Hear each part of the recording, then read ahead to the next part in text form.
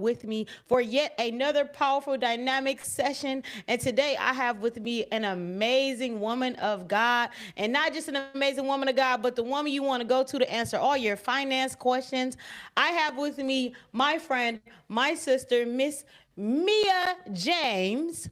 And I'm so excited to have you on today, Mia. And so, just so you guys know, just a little bit about Mia. Mia is a financial wellness coach leading a crusade to improving financial literacy for families across the nation. She combines her background in economics and counseling to guide financial transformation by helping families build and protect their wealth. She specializes in tax advantage retirement, cash value life insurance, and guaranteed lifetime income. She's been a financial educator for 17 years and is currently a marketing director on her team.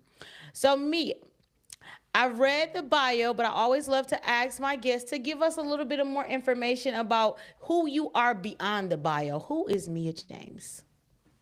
Well, thank you first of all for having me, Fire Ash, my sister. I just love you. I love you uh, too. Thank you, girl. So, who is Mia James? I was born and raised in Inglewood, California, became an adult in the streets of New York City and Brooklyn, Yeah. and began to really discover myself in Houston, Texas. And now I'm a wife in Brooklyn. So, I've lived coast to coast, done a lot of discovery, and I'm a God girl, of course, like you mentioned. And I love traveling. I love Yes. eating. Yeah, you already know. I am a travel junkie. I'm actually going on a trip on Friday and then the Thursday after that. And I just absolutely love what I do. I love helping people build wealth, not only build it but protect it. Yeah. Because, so many people, they're millionaires one day and unfortunately can lose it all the next day. So it's Yeah. about a both and for me. So that's what I love to do. I love to educate all ages, but most importantly, help people get things in place because it's not knowledge is power, it's knowledge and action is power. Mia, not you coming out the woodworks. You coming out the gates going in, huh? It's not knowledge is power. It's knowledge and action is power. As the girlies do, clock that. That's serious. That's real. I know for me, you were the person that opened my eyes up to like, oh, I need to do something different with my financial habits. You were the person who I finally like confessed, like, hey, this is where I am. This is not where I want to be, but I need some help. And I remember, meeting you on that Aruba trip. And I'm gonna just be real with the audience. When I met you, I was like, oh my goodness, this woman just seems so cool. I remember you had on, I think, like a red outfit, and I was just like, she just seems so cool. And then you were super friendly. And I'll never forget the first time we were talking. We had that conversation about I forgot what the book was called. How to Be a Millionaire. What was it called? Oh, we should all be I can't millionaires remember. Do you by remember? Rachel Rogers. We should all be Yeah, we should. millionaires. Yes.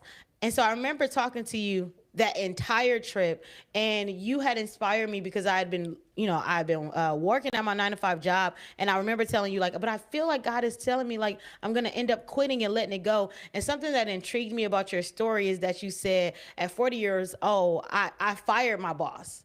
And so I want you to tell us a little bit about that journey. Like, what was it like for you to choose to follow, to fire your boss and then follow, your passions and start something on your own?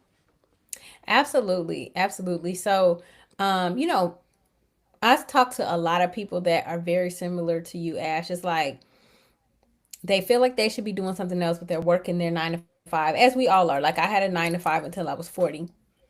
And we all got to start somewhere, right? But when you feel that nudge, it's like, okay, how do you take the steps to be obedient?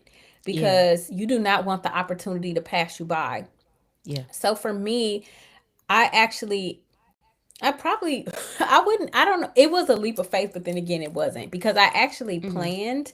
So I had Yes. already started my business maybe like a year and a half before I quit. And when I Mm-hmm. realized that I could replace my salary in less time, right? Because when you have a job, you work 40 hours a week. Right.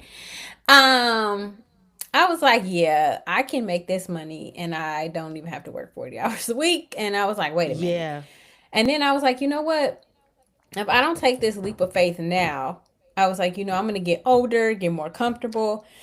Yeah. And I didn't want to do that. And I'm a great employee, but a bad employee. And what I mean by that is I don't like people telling me what to do. I feel Okay. that. I feel that. I need to have, I like to just create, do things that I want to do. I want to do it the way I want to do it. Yep. So I really don't have stress in my life now. Even though being an entrepreneur, as you know, is not a walk in the park, Yeah. but I'm nowhere Yep. near as stressed as I was when I had a job. Like I Yes. mean, as hard as entrepreneurship is, or as challenging as it can be, I don't think it's hard. I think it's a challenge. Yeah. I don't have that same level of stress that I did when I had a job. Yeah. And that was the thing that made me want to talk to you was the stress. I was feeling I had so much stress to the point where I was having migraines. I remember like constantly every day. And it was like not to say that they didn't care, but it really wasn't a priority. My mental health wasn't a priority for them as much as it was for me. Like for me to take a day off, that was kind of like why is she taking days off? Like she needed to continue to be here at work. And I started realizing when my mental health wasn't a priority for them, then I needed to make other priorities for me. And like, you could have the best work ethic and work so hard for a company and not realize that they don't even value you as much as you are worth. And when I was at that job, it was like this was the cap. And just like you said, when I realized I could make the money I was making in less time with less effort, that's what actually intrigued me. Like, okay, maybe I should check this out because I remember I was making, I think, 3,000 a month. And when I had a wedding and I made 2,000 in one day, I was like, that's my sign. I don't, That part. I and I'm had actually doing one something that I like transaction. doing. That part. I had Uh-huh. one client that replaced my whole entire salary. It's the one client for me. One And I client. said, and why am I working this hard? But I had a plan. I didn't jump Yeah. ship just willy nilly. I had a good savings account and I had a Yeah. profitable business. So that's what I Yeah. did have before I took the leap of faith. And I think something that you helped me with was not shying away from having those conversations of addressing where you are. I noticed that a lot of kids that I don't have a savings or I don't want to admit where I currently am. And so it stops us from coming to talk to someone like you. Like for me, I was embarrassed. I remember we were on the trip and I legit didn't really have any money while we was on that trip. I was just watching you and other people shopping stuff and I was just watching you and other people shopping stuff and I was like, I don't have no money on this trip. I'm just here by the grace of God. And so I want to know from your perspective, why do you think we often have that sense of shame and not wanting to talk to someone about our finances? Absolutely. Finance, and I'm actually going to be talking about this tomorrow. I'm doing a podcast about my book tomorrow. Mm-hmm. Finance is 80% mindset or Yes. 80% behavior and 20% numbers. Yeah. This is how I tell every single client that I have. Can I ask them? I said, "Can you add, divide, multiply, and subtract?" And they're like, "Yeah." I said, "Okay, well, you can do finances then." I said, "It's really Mm, not about the numbers for you. It's about the story that you are projecting onto the numbers that you have, right? that's good. Because your bank account is really just a snapshot in time.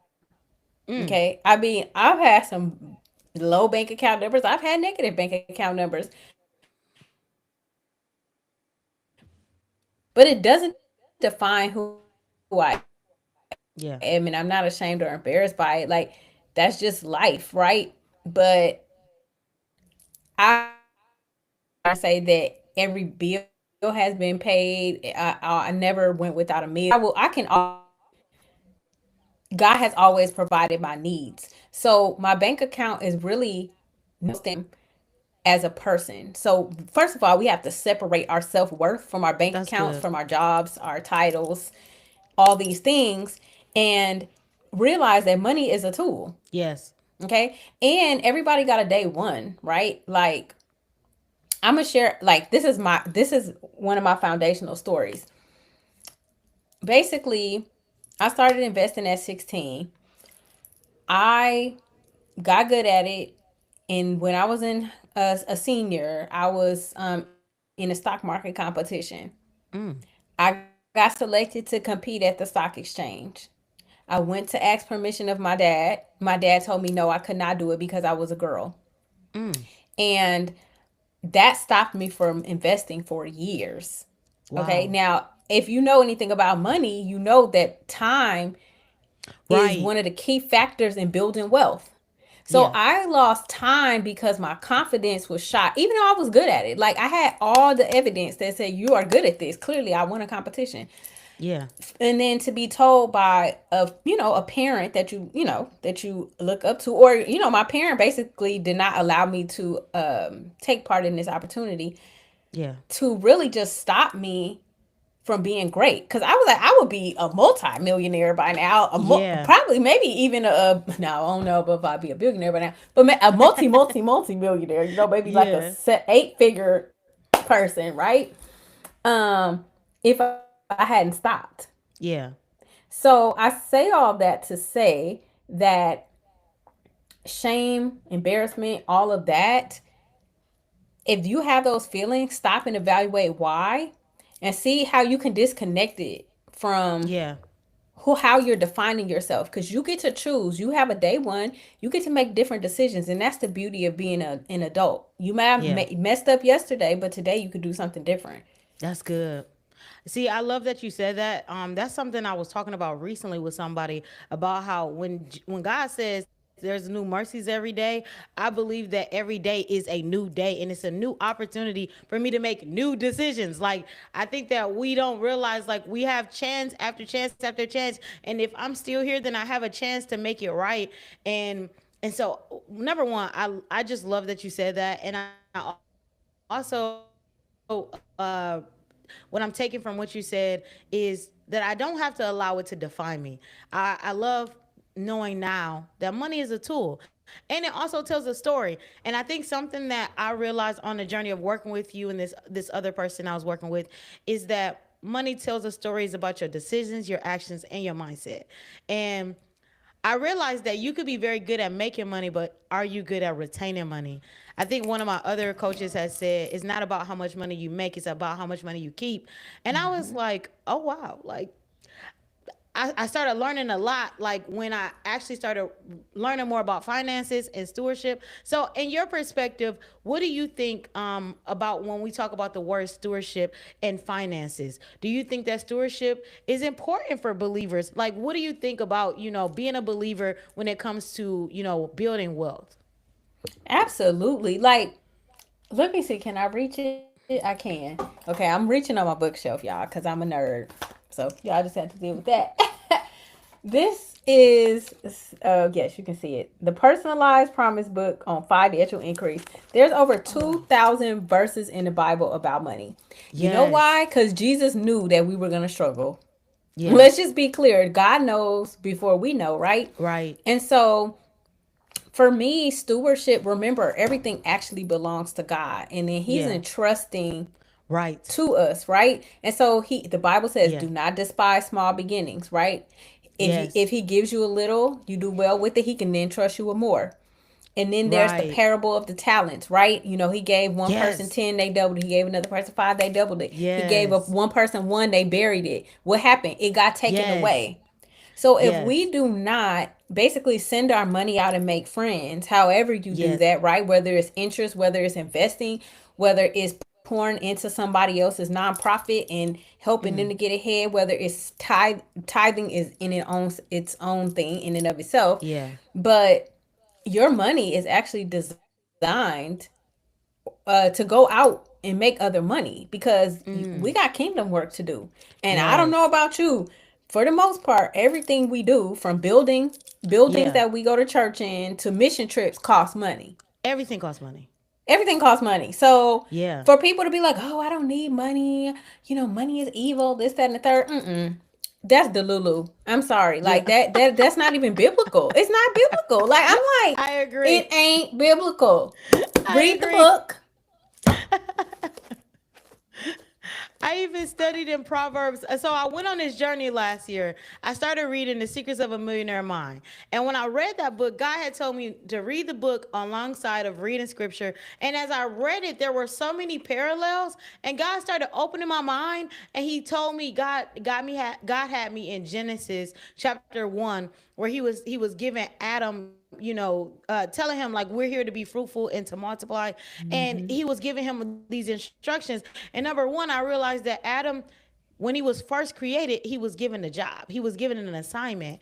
And I also realized that there were several characters in the Bible who had wealth. Abraham was wealthy. And if we study in Proverbs, it tells us a lot about money. It tells us a lot about, honestly, finances. And one of the things that stood out to me was when scripture was talking about not pretty much not being in debt. Now, I'm not going to quote it verbatim because I can't remember exactly what it said, but I do remember the context of it. Someone said in the chat that the sound is low. Okay, let me That's see if I can interesting. turn it up. Okay. Hopefully that's better. Let us know if you can hear us a little bit more. But so yeah, so I'm realizing on this journey that stewardship is a great responsibility of ours. And also, how will we be able to do this kingdom work if we do not have the funds to actually do the work? Something that I'm leading to my next question. Something that I've noticed and I've learned is that, we often disregard saving, building wealth, and all of that until we need the money. So, like a case in hand is when people pass away, they often have to use GoFundMe's to be able to, provide for the funeral instead of having something stored up. And so I know that you work with life insurance, and so I really want you to explain to us even why life insurance, or being aware of life insurance. Why is it important to us? Because I think that that's something we are not taught on as far as in financial literacy. No, we're not. I'm actually doing a book study on what would the Rockefellers do, and that book actually talks about how the Rockefellers have preserved 6 generations of wealth using life insurance. Oh And I wow. have had the privilege of being around very wealthy people my whole life, right? Now, I'm not saying that I grew up wealthy, I'm just saying I was around wealthy people. Yeah. And um, this is what wealthy people do. They understand the value of life insurance. Remember, I said at the beginning, money is 80% mindset. And so I have people coming to me like, "Oh my gosh, life insurance is expensive." But expensive in terms of what? Because the value that your family gets, the value that you can get, because life insurance has living benefits now. Yeah. Life insurance isn't just you pass away and then the next generation gets money. Yes, that does happen. But Mm-hmm. now with life insurance, you can have cash value. You can grow cash value, which is money you can take out tax free. Yeah. You probably heard of this concept called be your own bank, where you can Yeah. get a loan. Like I had one of my business partners, when he needed to close on his house, he took the money out of his life insurance policy. He didn't get a loan, he didn't take it out of his savings Yeah. account, he took it out of his life insurance, right? Yeah. Then if you need long-term care, I was very close to my grandmother. My grandmother and my grandfather on my mom's side both needed long-term care. And because my grandfather had things in place, none of their kids had to basically deplete their savings to take care of their parents, because their Mm. parents planned and had long-term care money in place. Yeah. And not only that, my grandfather had life insurance, but he also left 7 houses behind for his kids. Like, Wow. that's called generational building. But with Yes. life insurance, you might put in 50 grand over the span of your lifetime. But if your family get $1 million out of it, that's a great return on investment. It's not an Yeah. investment, but it's a great return, is what I'm gonna say. Yeah. So what people don't understand how you can use it as a tool. Like you're most likely never going to put in the amount that you will actually get out of it. Mm-hmm. So that's one thing that I like to teach is like how can you leverage life insurance while you're alive, and then how do you use it to pass on mostly generational wealth. Yeah. So something you mentioned was the tax free retirement. And once again, a lot of the stuff that I know now is because of you and two other people I've been working with. And so because I didn't know it, I didn't realize I would say the game I was falling into. So I think that it's very important for us to break down what is tax-free retirement. Why does it matter for people to know, especially the African American culture? Why is it important for us to know about it? Absolutely, because everybody, is it echoing for you or is it just me? Just a little bit. Okay. Sorry about that. It's kind of throwing me off because I keep hearing myself. Um, Essentially, why it's important. First of all, a lot of can I just speak? Can I keep it real? Is it okay Mm, if yep. I Mm. just speak free truth? I've heard everything from life insurance is a scam, life insurance is too expensive. But the thing is, if we stay in our poverty and scarcity mindset, we're we are not going. We cannot go up from there. Right. So sometimes we have to take a leap of faith, educate ourselves, and we need to understand how life insurance is going to benefit the next generation. And Yeah. can you ask me the question one more time? I just want to make sure I hit it in So this next comment. just talking about tax-free Oh, retirement tax free and why is retirement. it Yes. important? Yeah. Okay. So we have been taught historically, including myself, right? And most of this is real life lessons that I've had. 401k, 403b, 457, all of these tax deferred, right? Because everyone thinks it's so nice to have lower taxes today, right? Like, oh, they Yeah. take the money out of my check and so my taxes are lower today. I need to save money on taxes, blah, blah, blah, blah, blah. But everybody talks about investing and diversification and investing, but nobody's talking about tax diversification. Because if all of your retirement money is tax deferred, you have to pay. Remember, you're putting in seeds right now. Let's say you put in $250 per paycheck. But when you get ready to withdraw in 30, 40 years later, or whenever you retire, you're talking about retiring, maybe, withdrawing maybe like 100 grand a year because, things cost a lot more in the future. And also Yeah. historically, taxes have increased. So Yeah.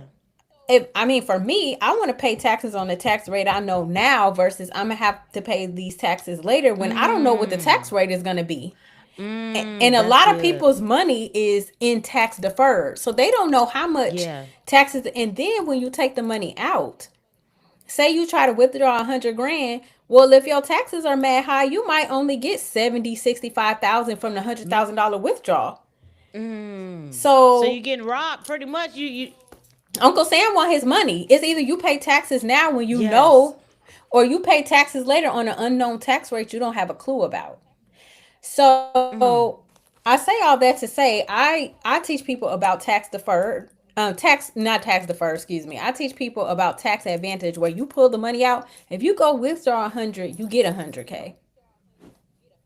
And people are not So how? talking Wait. about it. So So how? go ahead. It's So different how? accounts. How? It's just Yeah. different accounts. So you can use there's three different things you can use. You can use cash value life insurance, municipal bonds, or Roth IRAs. So most people know about a Roth IRA, but here's the Yeah. difference. Anything that has the word retirement in it, any type of vehicle that has the word retirement in it, if you touch the money before 59 and a half, you will most likely incur some type of penalty.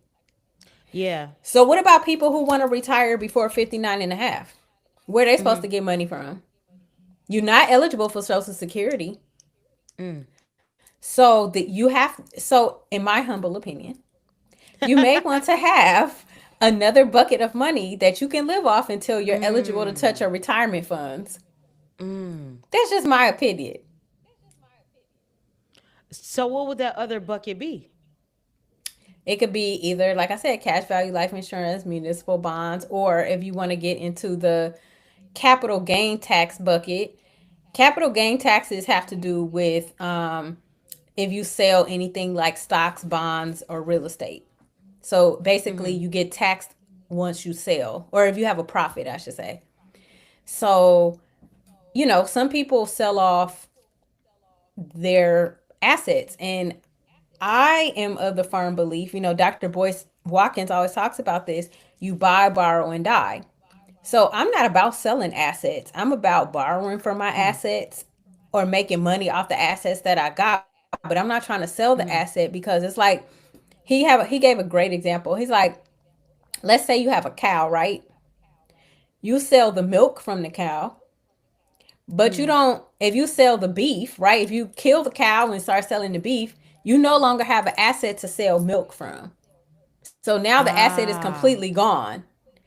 Mm-hmm. So the thing is, if you get an asset, right, like how can you either borrow from it or use it Yeah. to create money, but you keep the actual asset intact? Mm. Mm. That's interesting. We do have two questions that came in the chat. I want to make Mm-hmm. sure I get to them. So I'm gonna read the latest one. Yeah. Keisha said, "How do you solve this problem?" She said, "Repeat bonds, cash value, life insurance, and question mark." Oh, Roth IRAs. Those are all tax advantage. And So then when you withdraw the money, it's tax free. someone else came into the chat earlier and said, "Any recommendations on stocks to buy right now?" No, I don't give investing advice. That's smart. Honestly, when I read the question, even though I'm not a finance person or coach or consultant, in my mind I was like, that feels like a question I probably wouldn't try to give my own 2 cents on. No, because But everybody's situation is different and they have different risk tolerance, and I don't give you know, I don't give investing advice because that's, I do consultations with people, yeah, and then, either myself or my business partner, and then we, based on, yeah, certain things that we assess, then we're able to provide them with the information that they need based on their situation and their, personal goals and what capital that they actually have yeah. access to. Yeah, it's not a cookie cutter response. See, and I love that you said that because I do think that sometimes we have this mindset that is literally one size fits all. One thing, this is what I want. This is the one thing I need to solve it, and now I'm a millionaire. So the same person came into the comments and just said that they just opened up a 401k. Okay. So good for you, Mr. King Arthur. But just continuing on with the conversation. So once again, we're talking about finances. We're talking about stewardship and just even delayed obedience. So one thing I know that you taught me was time and how time is on your side when you realize time is on your side. And so can you break down actually, can you speak to the person who is the delayer, who's like, you know what, I'll wait until I get it right, I'll wait. What would you say to the person that has the excuse, I'm gonna wait till I get my life together? Okay, I'm gonna say my nice answer because I was like, what I really think and what I should say is two different things. Um, because, like I said, I took a long break from investing, and I don't want to say I regret it because I don't have regrets. But if I could do it over again, I sure would not have done that. Basically, the cost of waiting is that, very simply, is basically in order to catch up, you actually have to invest more than if you start early. You like, if you, let's say if you started at 20 and you could put in 250 a month, if you wait till 40, you might need to put in 2500 a month to even reach what that 20-year-old is going to have at age 65. So it's like, do you want to do, would you rather put in a seed, or would you want to put in a half grown tree to get to where you're trying to go? You get to decide. That's Because good. I had a situation today with a person that waited and waited and waited. And I was like, And when people are like, "Oh my God, it's expensive," I can't. It is what it is. I'm like, Yeah. this is the cost of waiting. Like I can't Yeah. sugarcoat it for you. Like I'm like so done sugarcoating for people. Like I'm Yeah. like, God, give me the patience, because I'm like, I give so much free education, Ash. I like Yeah. literally give my blood, sweat, and tears to educate people, and they literally don't listen. And then they get into a snafu, and then they want to come back. I can't fix it. I can't Yeah. make you 5 or 10, 20 years younger. Or I Yeah. can't, if you have cancer all of a sudden and now you want insurance, my hands are Yeah. tied. Yeah. Why do you think that we have that mindset to wait? Not understanding the value, Mm. and not because, people will pay for what they value. Right. So if you don't understand, if it's not connecting in your brain the value of what you're doing, and you're putting your money away, like say for example, if I save $1,000 a month, right, it's a lot of stuff Mm-hmm. I could be doing with $1,000 a month. Yeah. But I have to think about future Mia, future Cam, right? That's good. You know what I'm saying? Because do I want to be crying today, or do I want to be crying tomorrow when I can't work, That's so when I good. can't earn anymore? Because there's going Mm. to come a point where I can't exchange time for money, or I can't get out the bed, or Right. whatever it is. And I can't say coulda, woulda, shoulda, because I can't. I really literally Yeah. can't. Like I've seen, my grandparents, Yeah. they forced my grandfather to retire because he had Parkinson's. He couldn't be operating machines with his head shaking. Right. But he was so Yeah. Yeah. wise. He had mad money, so it didn't matter. What if you had no money? Yeah. Yeah. Mm. So, I think something that I'm discovering is why discipline is so important. You know how in the Bible it talks about the fruit of the spirit and how self-control is one of those things. And I believe that self-control and discipline goes hand in hand. And the reason I say that is because oftentimes we enjoy instant gratification. We want something we can see right now, enjoy right now. And so, even with our spending, we're spending money on things that we can only see in the tangible or the physical right now. And something that you made me realize is I have to start thinking for the future. I have to look at where do I want to go. And even for instance, like you're a travel woman. You travel a lot. And I know for sure that was something that inspired me about you. Like that's where I'm like, oh, I'm trying to be in my Mia bag, traveling all the time. And so now that I've started wanting to go on retreats and things like that, I realized like I had to start thinking future. Like and I think going on a retreat for me was like the one thing I needed to start understanding like the discipline habits that you need to have, not just in going on a retreat, but and me being able to save and invest in the things that I desire to do because I realized I was getting the money, right? Last year, all of my family went on a trip and I couldn't go. Why? Because although I was pulling in the money, where I was allocating it to was not helping me out. I was allocating it to fast food. I was allocating. I didn't have a plan. And talking to you, I remember before I quit my job, you helped me come up with that exit strategy. And having a plan for me has given me so much assurance. Like now that I have, and I don't really even want to call it a budget. I think I've been calling it my purpose planner or something like that. Now that I have a purpose planner, I've been able to see like, okay, this is where I want the money to go. This is where I want the money to go, and I feel more secure and in control because I'm not just out here loosey goosey just spending everything. Everything has now an assignment, and I feel like I'm testifying, about the goodness of working with Mia. But now that I have this assurance, it makes me feel more in control of my life. I don't feel reactive. I feel like when we work paycheck to paycheck, we're so reactive. It's literally like we're just trying to survive. But when you build that discipline, being able to save, somebody told me save $10,000, and they told me two rules. They told me number one, you need to pay yourself first. That was like the most important rule is that you have to pay yourself first. I'm gonna go amen. back to number two in a minute, but because my question is actually going into paying yourself first. So Mia, I know that I think I told you like, oh yeah, somebody told me about paying yourself first, and so I want you to explain that to me to the audience, why is that a priority? We have bills all the time, and I know a lot of us have the mindset, let me pay all these bills and I don't leave anything for myself. Why would you say it's important for us to pay ourselves first?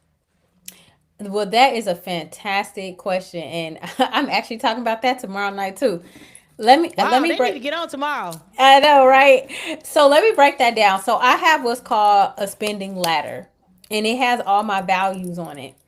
And the reason why you need to pay yourself is because you are just as important as everybody else. And what you're doing is reinforcing that, right? That your future, what you want, is just as important as everybody else. Because guess what? If you spend everything and leave nothing for you helping those other people get rich. You helping your landlord get rich. You helping this one get rich.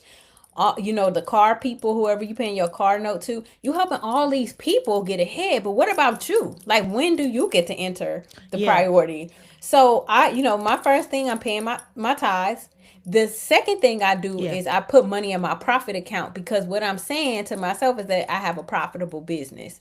So I have an account that's just profit. The next thing I do is I'm paying me.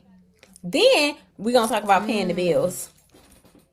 And so paying me includes my Oh, salary, savings, and yeah. investing. Go back Yes. to that profit account. Come on, teach. So it's basically planting a seed. So there's a certain percentage of every amount of money that I bring in that I put into my profit account. And it just sits there, and I look at it and I'm like, oh, you're so nice. Look at you just growing. So pretty. It's so nice, like, just keep on growing, right?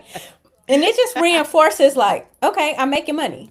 Money flows. And I, with my business, I do a great deal of community service. I'll just put it to you like that. And Yeah. you know, I'm very, very grateful when I do get paid, because, like, I work on commission. So if I don't find a solution for my client, then, or the person, that I'm working with, then I don't get paid, right? And so Yeah. for me, I'm very grateful when I do get paid, because it doesn't always happen. Yeah. Because, unfortunately, if, again, it goes back to value, I can present something to someone, if they don't see the value in it, and they don't see how it's helping Yes. them build their generational wealth, you know. So, Not gonna invest. yeah. Yeah. And I can say, as someone who is reformed, I think that's my key word right now. I'm reformed in a lot of areas. As I someone love who it. is reformed, my grandmother, she used to always say, like, Ashley, you need to talk to an investor. You need to talk to a financial consultant. Like, you need to talk to these kind of people. And I would Mhm. be like, no, it wasn't me. It wasn't a priority. If I'm being honest, it legit Mhm. wasn't a priority. And the only reason it wasn't a priority is because of, number one, going back to what I said in the beginning, shame, but also, be, the shame had me in a chokehold. The more that I think about it, but Mhm. it was at. I gotta say this because I feel like somebody gonna be free from me saying this. Embarrassment of where I was because I was working a job and I was getting paid good money, but my savings account never matched the story of what I was working and how I was working. And so that kept me from coming to you, but also because I just didn't understand the value of the investment, the value of getting the knowledge. And I think when we're not forward thinkers, we often miss out on the blessings of right now because we're not thinking in the future. Like I said, somebody had asked me the question, Ashley, what are some of the goals that you have for the next few years? And I think actually somebody asked me that, and then you asked me when we went through, building a plan. And when we went through asking those questions, I don't know if everybody asked themselves those questions, like, where do you want to go? What do you want to do? But by opening that conversation, it made me think, like, okay, these are the things I want to do. But then Mhm. how do I get from this is where I am, where I want to be? It's a journey in between, and there's some numbers that need to be a part of that story of the in between. Like, I know one thing you taught me was recognizing how much money I was bringing in at the time, and then would I be able to replace that amount of money with me quitting my job? And also, do I have enough of a savings if I didn't bring in any work? Do I have some kind of savings that will help me be able to sustain? And one of the things I Mhm. learned now, like, if I were to requit my job, one of the things I realized that should have done a better job at was building up building that savings up a little bit more. So, Mm-hmm. do you have people often come to you outside of me? And I'm assuming you have other people who come to you with the desire to quit their job or to transition into full time entrepreneurship.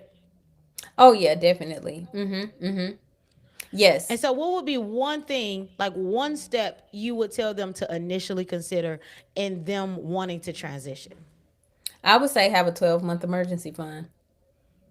That's simple. You need to have cash because if you don't already have a business that's generating consistent income every month, just you might have to float yourself sometime. So you want to That's have good. cash, cash, cash. That's the best advice I could give you. So, one of my other questions, you have mentioned being your own bank. So, when you say be your own bank, what does that mean in practical terms? So basically, when you come to me, you allow me to set up your cash value life insurance. Don't go to other people. Come to me because I'm going to design it properly for you. I have had too many horror stories when people they thought they got that kind of a policy and that's not what it really was. It's all Yeah. about the design. Yeah. So when you come to me and have your policy properly designed, it just means that over time your policy will build cash value. So just think of it like a savings component, so to speak. And once it builds to a certain level, you have the choice. You can either withdraw money tax free or you can take a Yeah. loan and you could pay yourself back, right? Because of course it impacts the death benefit, depending on how your policy is designed. So that's basically how you could be your own bank. And again, because it doesn't have the word retirement attached to it, if you wanted to retire at 50 and say you got $1 million in your life insurance policy, well, you can live off of that until you can start taking money out of your retirement Ah. accounts. Ah. So if you retire at 50, you have 9.5 years that you need money before you can start touching your labeled retirement accounts and just, live off that cash value for a while. You see, and I didn't know that. Once again, I'm about to expose myself. I always expose myself in conversations like these. I didn't know that, and because I didn't know that, I made some slick decisions. So long story short, I touched my account, and I'm not retired. And now that I am where I am now, I'm like, dang, I was playing the game wrong the whole time. I didn't realize what I had in front of me. I wasn't milking the cow enough as I should have, especially when I was working that job. I didn't milk the cow. I didn't have additional areas where I could, pull money from. And once again, I think it's just because it wasn't of interest to me because I didn't find value in it. And now I'm like, oh shoot, I should have been moving differently. So Mm-hmm. for someone, I'm not speaking of myself or anything, probably somebody in the chat. For someone who has experienced, having that penalty and is pretty much in a place of starting over, what would be some advice that you would give them about just starting over when it comes to, the tax-free retirement, even considering doing a Roth account? Any advice?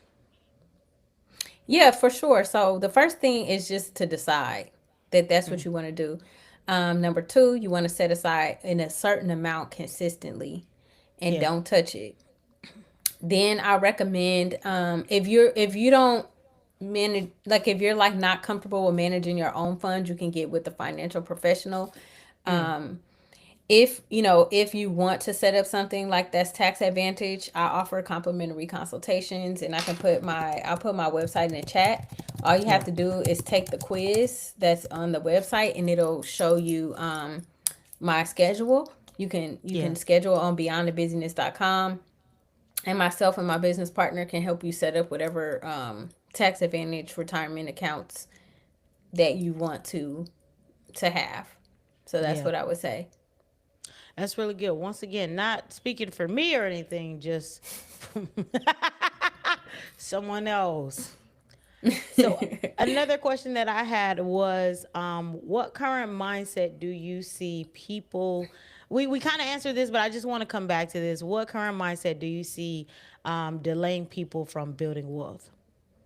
Lack of trust, because for whatever reason, or not making a decision, um, fear, like Yeah. you said, shame, anxiety, um, and all of those things. I think someone in here, I don't, BTH Elite was saying something along the lines of don't delay out of fear, trust God and his plan.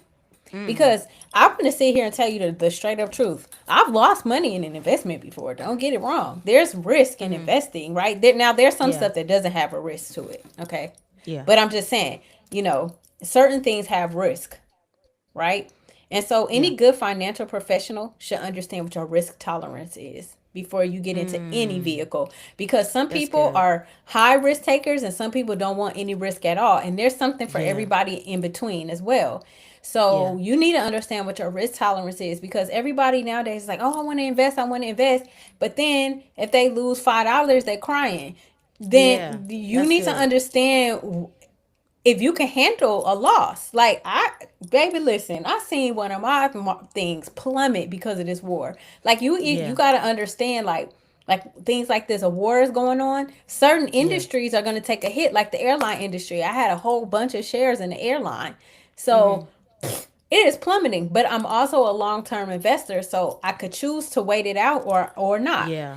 But I Yeah. understand that. And so you also want a financial professional that's going to explain to you, this is what's going on Yeah. and this is why.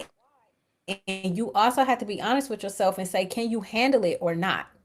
Because Yeah. in essence, even though money is 80% mindset and behavior, you also Mm-hmm. don't want to be too emotional when you are making financial decisions, because when you get too Mm. emotional, you can make the wrong move and really mess yourself up. Yeah. So you really got to be able, just, yes, like BTH Elite said, you got to be able to handle a loss if you're going to be in the market or if you're going to be in crypto or things like that. But there's also, conservative things like life insurance. You're not losing Yeah. money unless, I mean, there are Yeah. ones that you could. But anyway, that's not what we're talking about.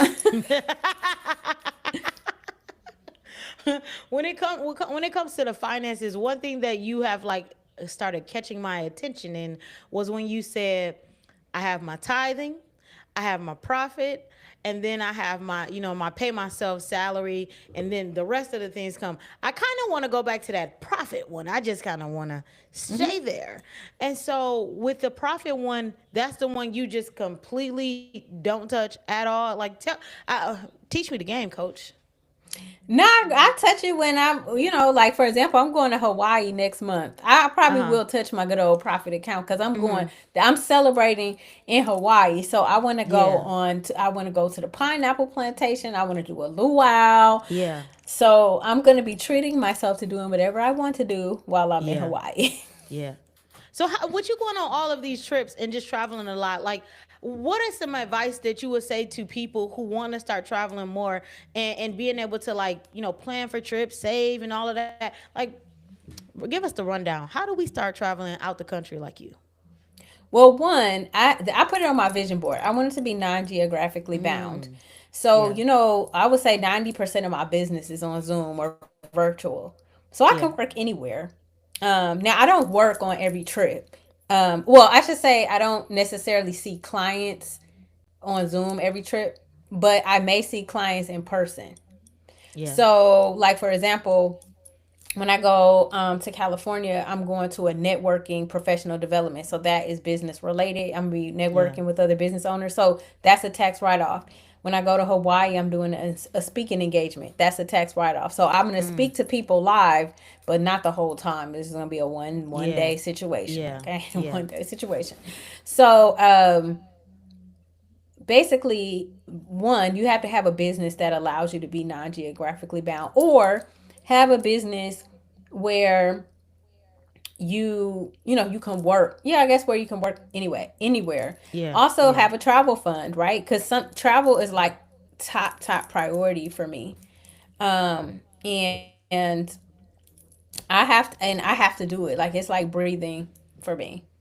So I'm like, I would rather not shop Yeah. than not travel. So I choose what I'm going to be doing.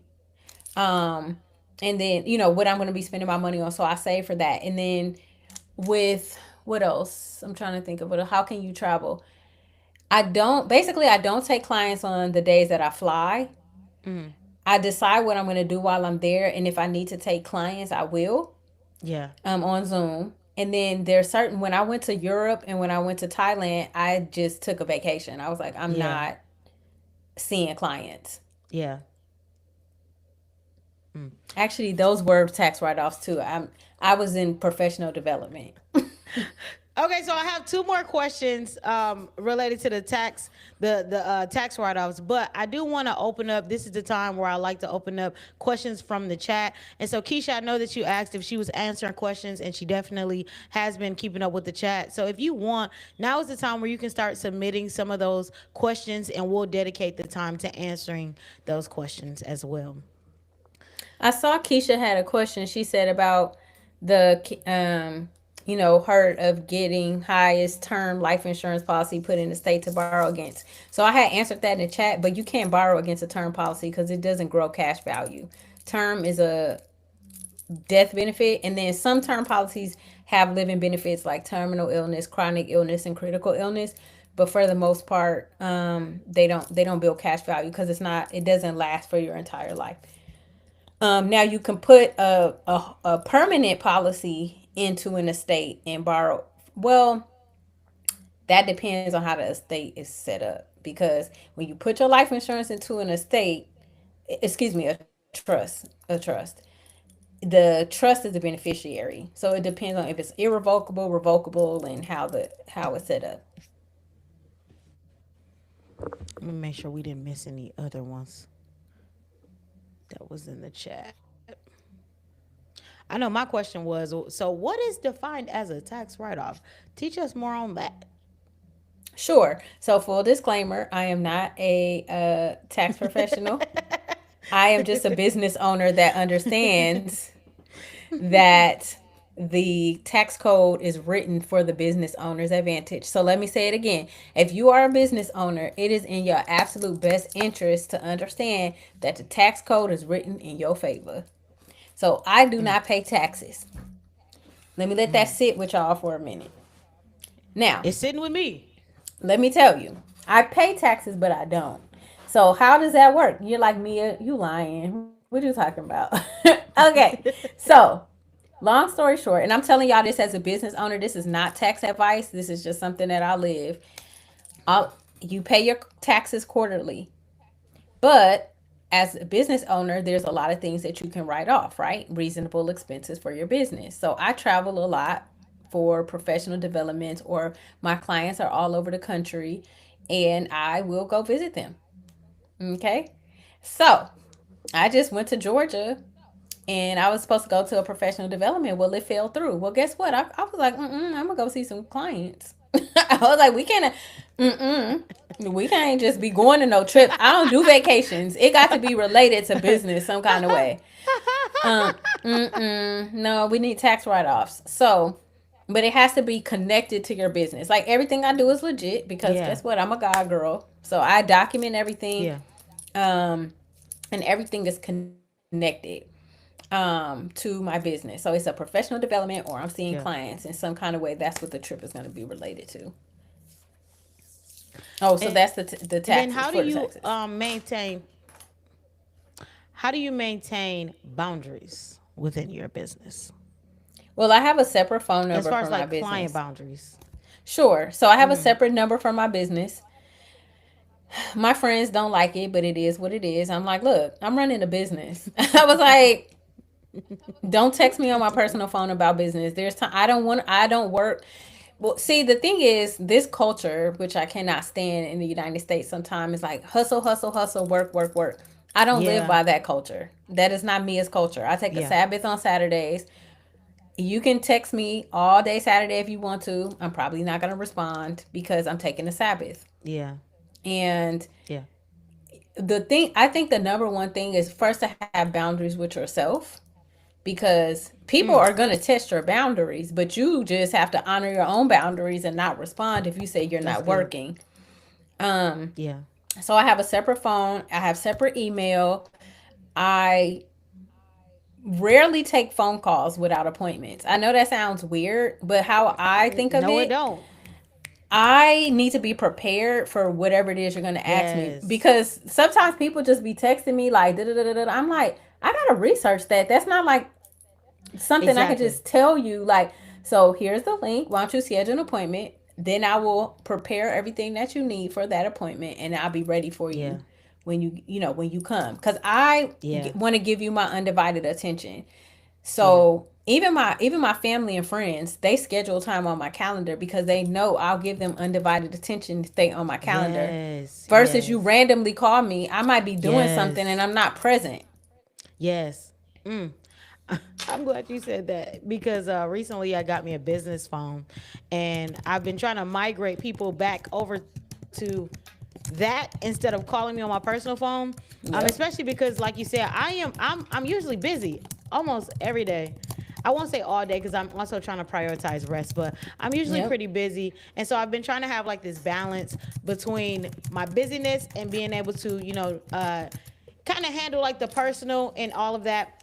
And so something I told my one of my friends earlier today is I told him, I was like, I've learned to take everybody through the process, whether you family, friends, whoever.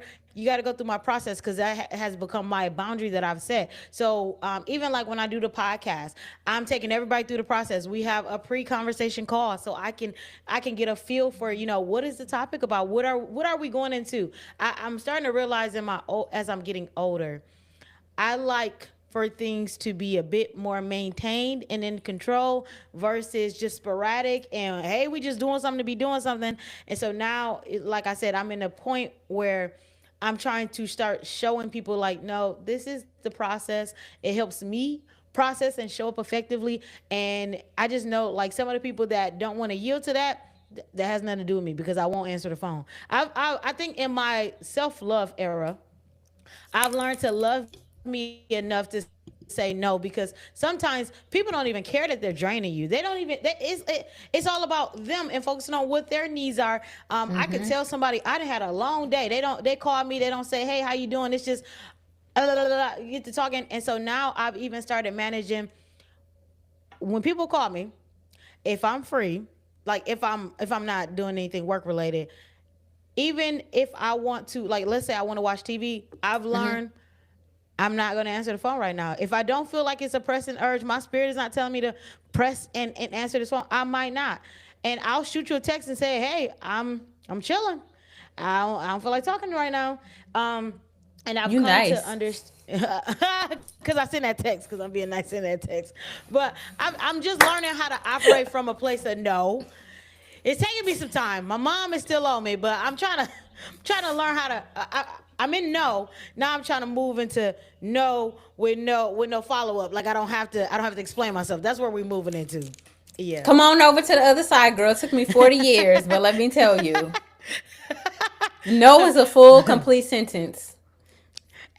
And I'm learning it. I'm moving over to the complete. I've been practicing not explaining myself, and if I'm being honest, it's starting to feel very freeing. Like Ashley, why do you Mm-hmm. gotta explain yourself? Just no, no. And some of the stuff that people will call on you for is not even that important, and they figure something else out. And once I realized that, it was like, okay, well, they're probably gonna figure something else out anyway. If I can't respond in the next day or two, then they'll be all right. They'll be all right. They didn't need me that bad anyway.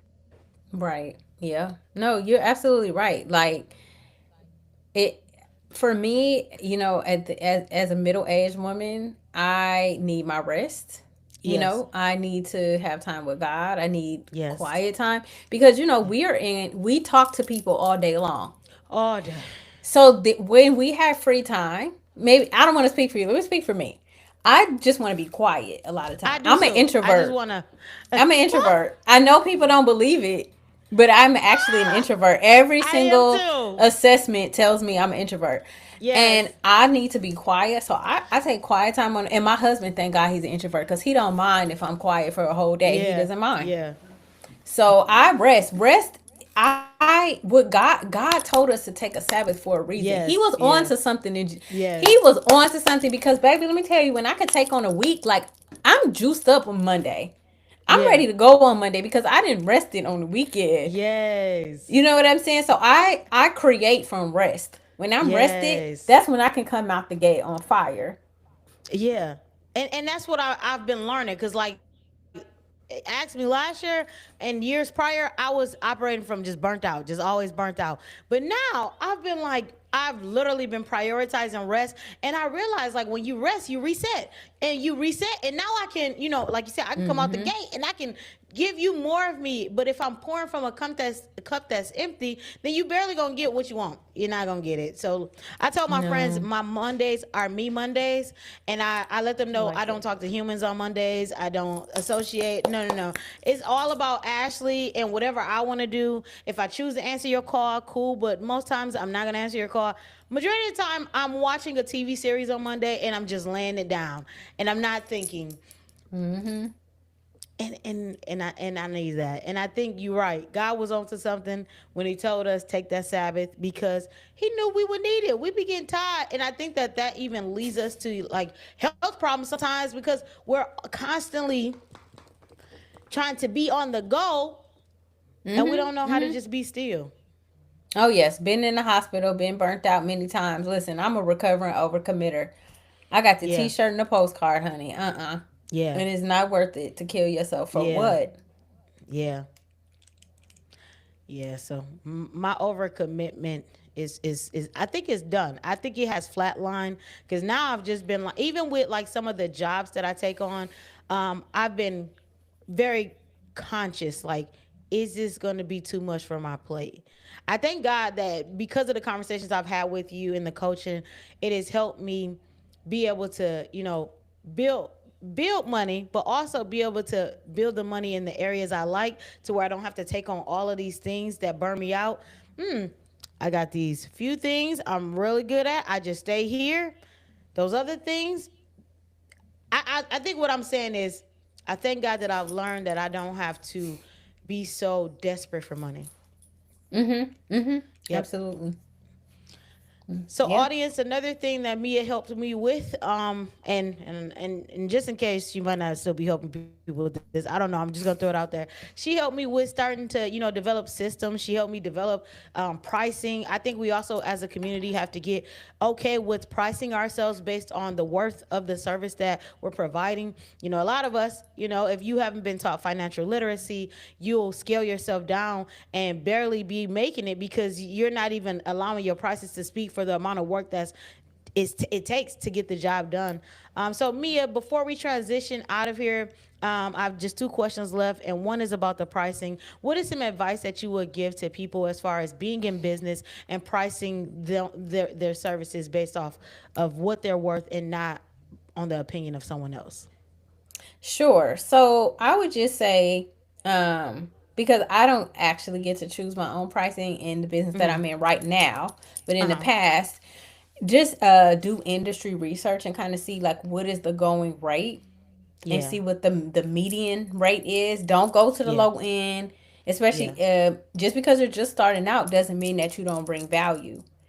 Yeah. Because I do contract work too, and I just be like, this is the price. Yeah. There's no negotiation. Because one thing that's so, to me, please don't do this to other entrepreneurs. It is so disrespectful to try to negotiate pricing with an entrepreneur Thank because you you. you do not go into stores and Thank you. negotiate at the grocery store. You don't go into Macy's and negotiate at Macy's. You pay, if you want Yes. it, you pay the price because you have people Exactly. don't understand that entrepreneurs, we don't have a big corporation paying fringe benefits like Right. medical, dental, retirement, blah blah blah. No, we Yeah. got to pay everything. We got to pay self-employment taxes. We may have to pay Yes. state income, federal, all these Yes. taxes we have to pay plus time. It's not the Yeah. same as when you have a job. So no, we can't Yes. charge $25 an hour. That's not Yeah. sustainable because we will At go out of all. business. Yep. So I'm just gonna say, because I have had so many people like, oh, can it be less? And I'm like, so I'm just gonna say, do your market research and try, fall in the middle so your pricing is still competitive, but you feel like you're getting your worth because you are intuitively, the Lord Yeah. is gonna prompt you and you will know, like it, like I one time I undercharged and I was like, dang, like I did all this Yeah. work for this little bit of money. Like you don't even Yes. feel good about it. Yes. You will know if you charging too low. Like if you charging like $100, Yeah. that's maybe, you know what I'm saying? That's your groceries for the week. That's Yeah. not really putting a dent in what you need to do as a business owner. So Yeah. you really have to be strategic when you think about pricing. Yeah. Mm. So the last question that I have, knowing that your brand in the financial world is also about self-care, I love to ask everybody that leaves the show, what is a mindset shift that you would impart upon the audience? And so I'm actually going to kind of assign your mindset shift.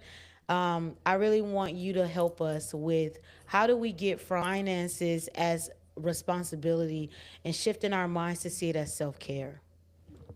Ooh, I like that. Let me think about this one. That's on How, brand for you. oh, I like that. Finances as self care, yes, and I do think it's a part of self care.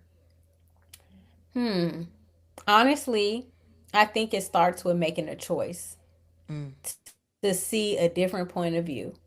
Um, a lot of times you said it earlier, and I forgot to hit on it, but you said a lot of people are in survival mode. yeah, We're never going to build wealth in the way that we deserve to build wealth, because everybody deserves to be wealthy. It's biblical. Like you said, yeah, people in the Bible were wealthy, but we yeah, have to charge what we're worth, right? yeah, We have to do the habits. Everything is about making a choice to consistently do habits with discipline, right? So we're yes, putting the same amount of money away every month. yeah, Um, we find something that aligns with who we are as people, and we are learning, because I think that if we started to normalize these conversations from young, like yeah, I always talked about money growing up. So for me, yeah, talking about money is not a thing. Like it doesn't, I guess yeah, it doesn't have that emotional charge that it has for a lot of people. And so if we can normalize the yeah, conversation, like I told my homegirl, I said, my friend, I said, girl, I got this. I said, what I use with my nephew is flashcards, right? I said, girl, go get these mm, kids flashcards and learn financial literacy. Don't be embarrassed. Nobody said you got to use an adult book. You can use kids' information, take it down to first grade level, understand the basics, and go up from there. Like, we don't need to be embarrassed. We don't need to be ashamed. We just need I to need to get what do we need that. to get. Yeah, it's a math flashcard. Like, Mm, I'll give you a link to what I use. Um, that's how I learned stock options. I use children's flashcards. wow. Yeah, I'm not plug me in with embarrassed. that. Yeah, I'm like, Yes, we gotta stop being embarrassed, stop having all this pride. We gotta get what we gotta yes, get. yes. So that's why I said make a choice, make a decision, and take action. And that goes back to what you said at the very beginning, that knowledge is not power, is knowledge and action that's power. Look at me. I've passed that quiz. I remembered exactly what she said. But yeah, no, that's good. So as we are wrapping up, I do want you to let us know where can they find you on the internet if they want to book that consultation or they want to ask you further questions. Where can they find you all across the board? Sure.